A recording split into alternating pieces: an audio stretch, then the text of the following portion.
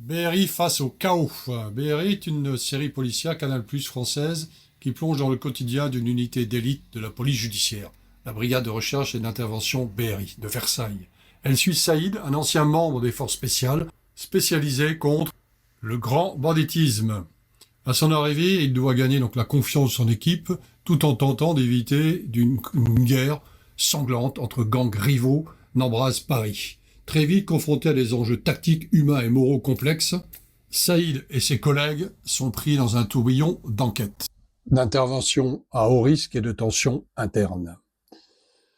Production Canal+, donc c'est vraiment Canal+ a l'art de trouver des seconds rôles et des premiers rôles aussi incroyables, et des seconds rôles souvent d'acteurs inconnus ou quasi inconnus voilà, c'est vraiment Canal+, quand on pense à Mafiosa, La Légende et d'autres grandes séries de Canal+, ils ont vraiment un casting, ils doivent passer des castings d'enfer parce que on découvre des acteurs, actrices d'un niveau vraiment au-dessus de la moyenne. Ne parlons pas des séries TF1, bien entendu, bon, on fait abstraction de ça, hein, n'en parlons pas, hein.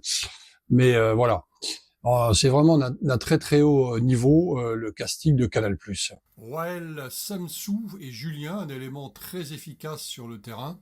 Bruno Todeschini, Emmanuel DeVos et Vincent Elbaz, très connus bien sûr, apportent une présence chevronnée à l'ensemble. La série, créée par Jérémy Guez, mêle action, tension policière et portrait humain d'une équipe confrontée à la violence. Vincent Elbaz, qui est un acteur très connu, hein, il a fait des comédies, il est très connu dans le milieu du cinéma français, un acteur attachant d'ailleurs, hein, depuis des années. Hein. Il s'est construit un personnage vraiment étonnant, on voit que l'acteur français qui a bossé, il est méconnaissable.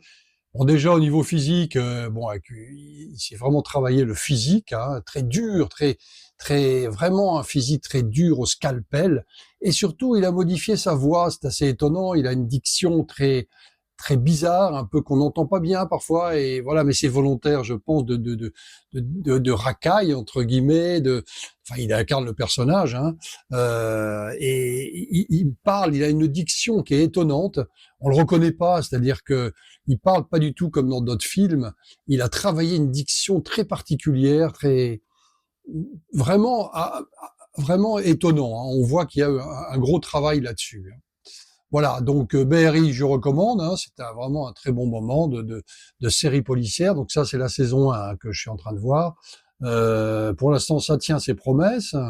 Je vous parlerai peut-être de la saison 2, hein, qui vient tout juste de sortir. Mais regardez BRI, ça bouge bien, il y a de l'action, ça, on s'embête pas une seconde.